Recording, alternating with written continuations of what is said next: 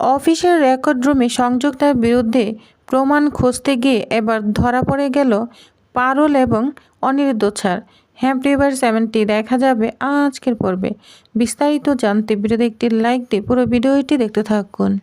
গল্পের শুরুতে আমরা দেখতে পাবো অনিরুদ্ধ স্যার পারুলকে বলছে কালকে অফিসের রেকর্ড রুমে একটু খুঁজতে হবে। তখন পারুল বলে সংযুক্তা ম্যাডামের চোখের আড়ালে কাজ করতে পারবো তো। অনিরুদ্ধ তখন বলে কালকে সংযুক্তা ম্যাডাম থাকবে না, এটাই সুযোগ।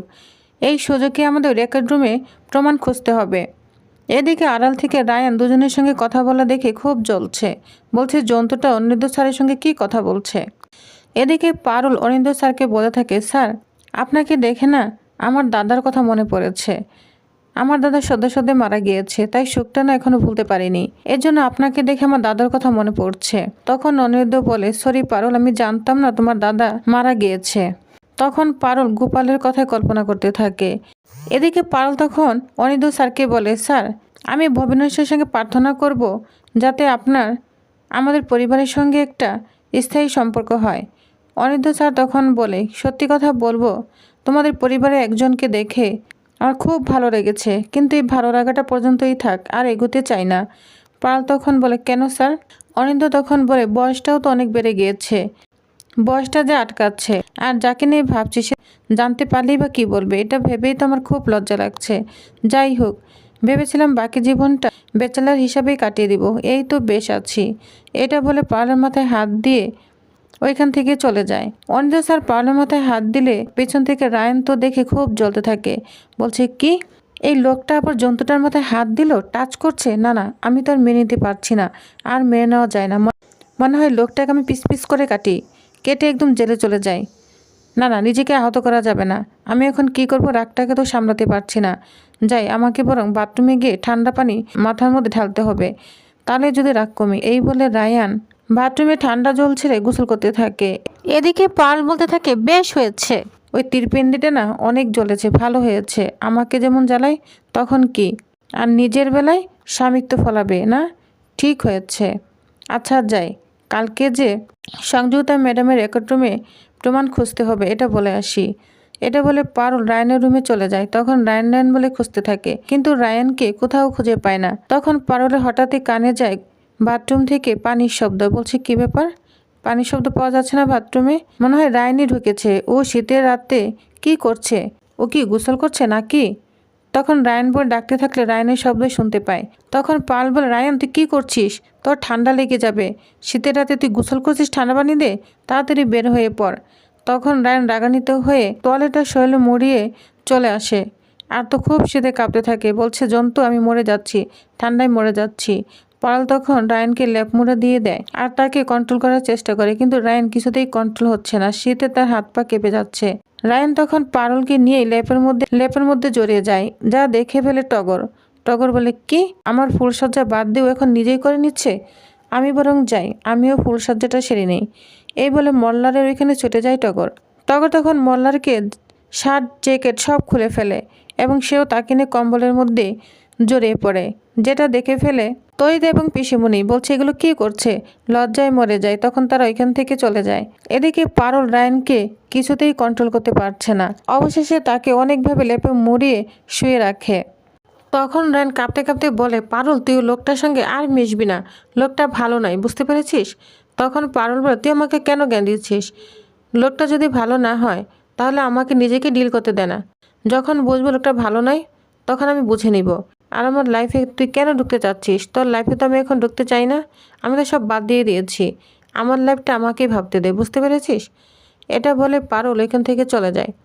রায়ান তখন বলে ওই জন্তু তো আমার উপর অনেক রেগে আছে, ওর মন ভালো করার জন্য আমাকে কিছু একটা করতেই হবে, দেখি কি করা যায়। এটা ভাবতে থাকে রায়ান।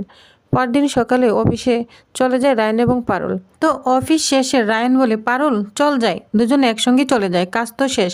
তখন পারুল মনে মনে বলে আজকে প্ল্যান সম্পর্কে তো তীরপিণ্ডকে কিছুই বলা হয়নি, ও তো আবার গত রাতে শীতের রাতে গোসল করে ঠান্ডা লাগিয়েছে, না না ওকে নেওয়া যাবে না।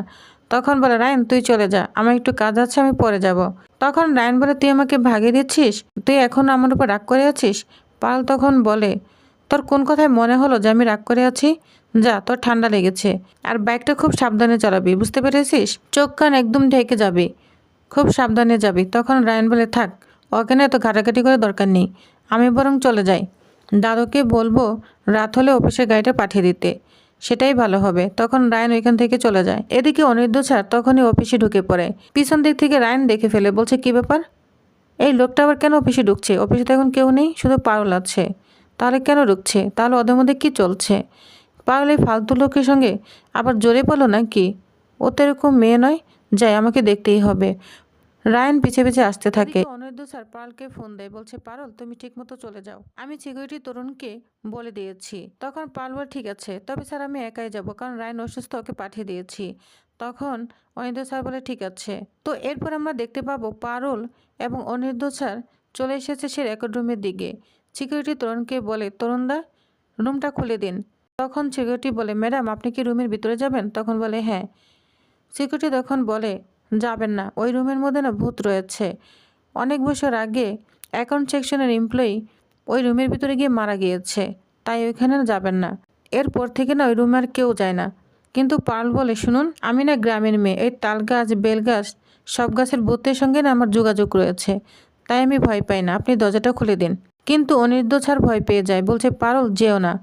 তখন পার্ল বলে স্যার আপনি ডর খাবেন না, আমি তো আছি। তখন সিকিউরিটি দরজাটা খুলে দেয়।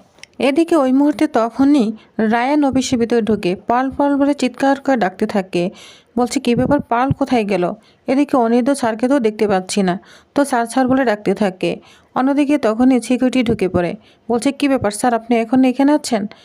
সবাই তো চলে গিয়েছে, যান যান আপনি চলে যান, আমি গেটে তালা দিব, যান।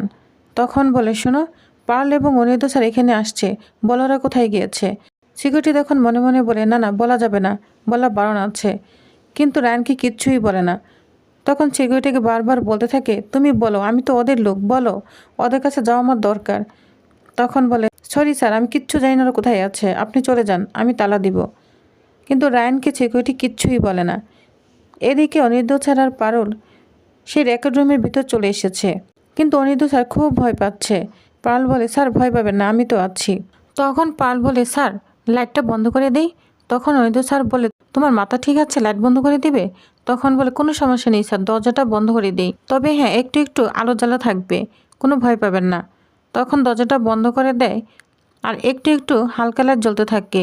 এর মধ্যে তারা সব ফাইলপত্র বের করে নেয়। দুজনে মিলে ফাইল খুঁজতে থাকে। পাল তখন বলে স্যার ঠিক আছেন তো, আপনি ভয় পাচ্ছেন না তো? তখন বলে না আমি ভয় পাচ্ছি না, তুমি ঠিক আছো? তখন পার্ল বলে ঠিক আছি। এই বলে দুজনে আবারও চেক করতে থাকে ফাইল। এর মধ্যে আমরা দেখতে পাবো লাইটগুলো জ্বলছে আর নিভছে আর হাসির শব্দ পাচ্ছে। তখন তো অনিরুদ্ধ স্যার ফাইল ফেলে দিয়ে খুব ভয় পেতে থাকে, বলছে পারুল কি হচ্ছে এসব? ও তো ঠিকই বলেছিল, দেখেছো ভূতের হাসি, হাসি রাজ পাচ্ছ? তোমাকে তো আমি আগেই বলেছিলাম আসার দরকার নেই, তুমি তো আমার কথা শুনলে না। তখন পার্ল বলে দাঁড়ান স্যার। অনিরুদ্ধ স্যার তখন বলে আবারও বলছো দাঁড়ান স্যার, তাড়াতাড়ি চলো। তখন পাউলকে নিয়ে চলে যেতে চায়, কিন্তু পাউল থেমে থাকে আর শোনার চেষ্টা করছে আলোটা কোন দিক থেকে আসছে।